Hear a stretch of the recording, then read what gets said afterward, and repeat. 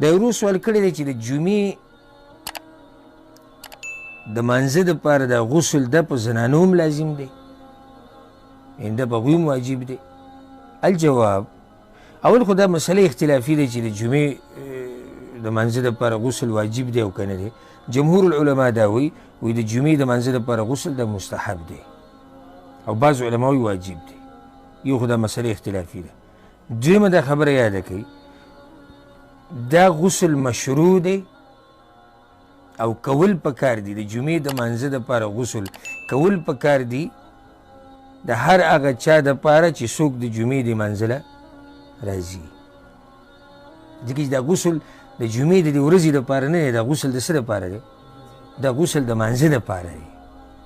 اوس که دا سړی دی او که دا ښځه ده، اگر که خطاب سړو ته دی چې یا ایها الذین آمنوا اذا نودي للصلاة، خو که چېرته زنانه د جمعې مانځله راځي، په زنانه باندې خو جمعې مونځ نشتی، خو که راله جومات ته نو د جمعې مونځ د دې صحیح دی، کولی شي.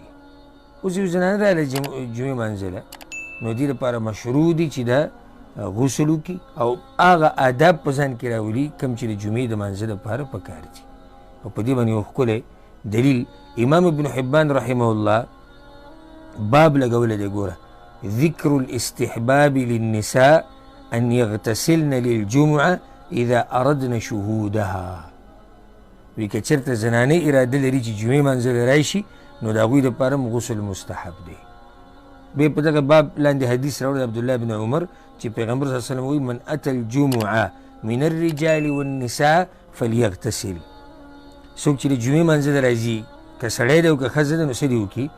غسل دې وکړي. من الرجال والنساء د زیادت کې اختلاف دی.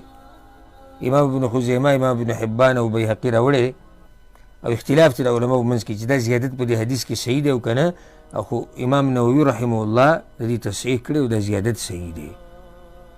نو که دا روایت نه وي د عامو دلایلو نه دا خبره واضحه ده او بیا چې ورسره دا دلیل هم راشي نو خبره واضحه شوه که زنانه چېرته د جمعې منځله راځي نو غسل د هغې لپاره مستحب دی چې وکړي.